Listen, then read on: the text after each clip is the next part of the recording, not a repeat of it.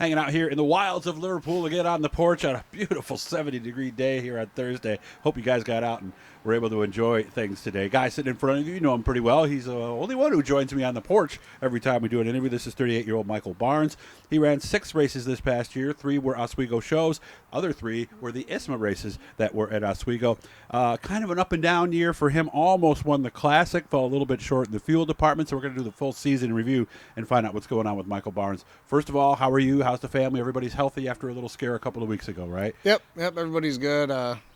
We had the sickness go through our house, and everybody's good now, so wife and kid are good, I'm good, and just enjoying this odd, nice November weather. I'll take it, though, right? Yep, absolutely. I kept saying to somebody, we got to schedule a race on Saturday somewhere. Yeah. We can't let this 71-degree day go by. But so you told me right before we were chatting as I was setting up here, you said you were pretty much good enough to almost win all 6 races that you ran this year. We had a shot at it. I mean, opening day, we went there with a 68, broke the track record, and we didn't even get to make a lap in the feature.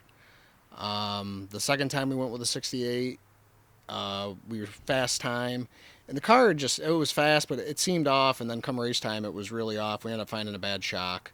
Okay. And then we came back to the Classic, broke track record again, led up until the last lap, ran out of fuel, unfortunately.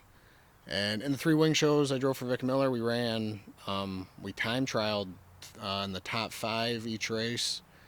And we got 4th in the first one, had to start 12th, and the second one we got 3rd. I think we started in 10th.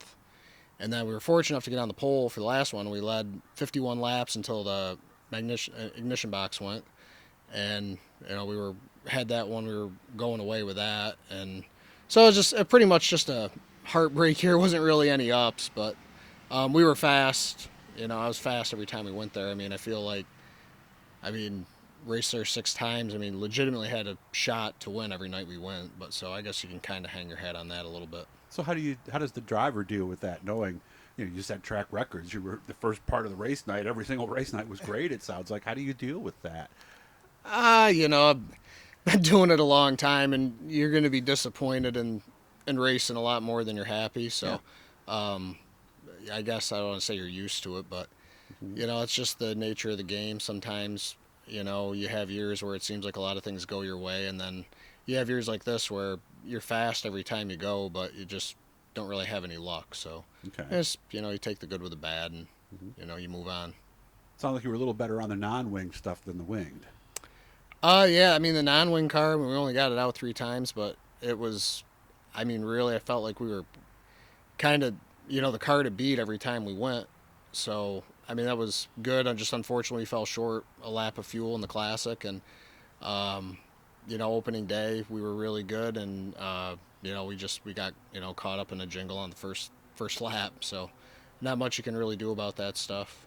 All in all, fast, the speed was there. So, it's always good. Eventually, when you're fast, good things will usually happen. I've talked to enough people in the last year or so to realize that a lot of classics tend to come down to, are you going to make it the last 3 or 4 laps? When did it start to sputter? Did you have any indication it was running out? I didn't have any indication until I was in the middle of 3 and 4 and just past the apex coming off of 4, I could see the white flag, and it bogged down right then. It never stuttered before then or nothing. Nothing, huh? And DJ went by me. And we got down to the end of the straightaway, and it came back to life, and it made it all the way down back into 3, and then it died again, and then it really died off of 4 in the last lap, and I lost a couple more spots, and we ended up 4th.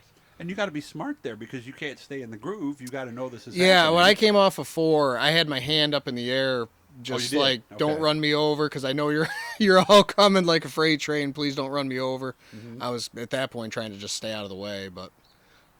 It's unfortunate, but that's kind of the nice, the beauty of the Classic is, it's not necessarily the best car and best driver always win. That's kind of, the nice thing about that race too is there's a little bit of strategy and, a lot of luck that goes into winning that deal, and that's why it's so hard to win that race. It really is. Just like the 200 when we do it with the dirt on there, or the Yep. 200s at Syracuse. It's a reason they go 200 laps instead of 190 guys. It's Yeah. amazing how that can go. It's a season review, so let's look a little back at the season. So best night. I know you didn't have a winning night, but was there one night that felt better than some of the others? You know, I mean, all in all, I mean, broke the track record twice, opening day and Classic weekend. I mean, I guess you'd say the highlight probably Classic Friday, breaking the track record. You know, the wing shows, we ran great in all three of them. Like I said, we just had an ignition box go, you know, with 9 laps to go, and we would have won the mini point deal out of that deal too. So, I mean, that was a bummer, but, you know, it was a good night, you know, leading all them laps. You know, I had a really good car every night I went there, you know, between Vic Miller's car and, you know, Gary and Eric Sorrell's car. So I wouldn't say it would probably, I mean, I guess the best night would probably be Classic Friday or opening day, you know, breaking the track records.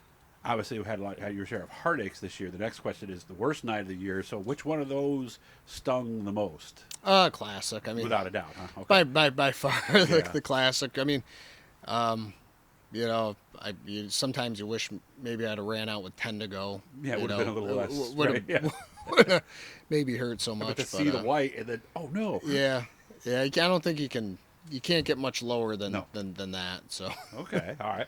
This one I like. Let's say for some reason, this is totally hypothetical, by the way. Let's say for some reason you couldn't drive some night, but the car and the team was going to be there, and they had to put somebody in the car who was going to have a good run and take care of the equipment. And they said, "Who do you want in the car, Michael? Who would it be?" Oswego guy? Yeah. Well, but you got to have a good run, right? Got to have a good run. 2 questions here, so yeah. Ooh, that's tough. I mean, I want to say Dave Danzer, but that way when he doesn't do as good as me, then I can just pick on him. Oh, but, so there's 2 reasons for that. So you're hoping he finishes. No, David would do a good job. You know, I think any of the the top guys up there. I mean, I'd probably say right off the bat, I'd probably Tyler Thompson, because I know he'll get in it and stand on the gas and go. He certainly will. So. You know, and I know veteran wise, you know, somebody like Otto would, you know, I mean, obviously going to get done, or DJ, you know, I mean, any of them guys get it done, but, you know, a young gun like Tyler, I know, because, you know, I've got to race with him a lot. I just say, just get in it and drive. He'll just go drive the wheels off it. All right, now, all those guys are busy, so you got to pick somebody from like a lower division, a younger guy, maybe with up and coming talent. Who are you picking then? I mean, I'd probably go. You know, like a young up-and-coming kid, I'd say probably Josh Sikolik or Kyle Perry in the 350 deal. Okay. You know, I wouldn't have, if I owned the car, I would like to put a young kid in it. You know, them are two kids that I would, you know, like to just see try it. I mean, even if it was just a test session or something, I'd like to throw them in it and just let them take it out, see what they do. All right. Good answers. I like that. That's who I'd go with. Okay. All right, now for the final one here, let's say for some reason, and you started as a kid at age 6. You were 19 when you got into big cars, right? Yep. It was a Super, right? Small block, yeah. Small block Super, okay. Yep, small block Super, I'm going to give you a time machine, okay? You're going to go back to that first day when you're getting ready to go in a Super. You wake up in the morning, and here's your image from 20 years now. You know, what would you tell yourself, the 19-year-old Michael Barnes? What advice would you have? Don't go. Stay home, play soccer. No, I don't know. I mean, you've only got about a minute left. I would say, you know, I mean, I don't think I'd change much. You know. Well, maybe some advice for that first night, perhaps, then? Yeah, just, you know, I kind of, you know, same thing I kind of tell anybody that, you know, is new coming up. Just, you know, don't try to prove anything. Don't try to, you know, show off your skills if you think you even got any. Just you know, take what the car gives you and learn. And it's about laps and learning how to race with guys, and you know. So don't worry about the results so much. Don't worry about the results. Just worry about bringing it home in one piece and learning how to race, learning about your competitors, learning how they race, and you know, just keep gaining experience. Okay. What are we thinking about for this year? Got about 30 seconds for next year. Or do we know? I honestly I don't know. I haven't really even I haven't talked with too early, huh? Okay. With the guys. I mean, I'm sure you know, I'll be there with a 68. You know, at some point, I kind of don't foresee me probably running a full year, but I'm sure at least a classic, I'll be there. All right, guys, hit the blue E. That'll subscribe you.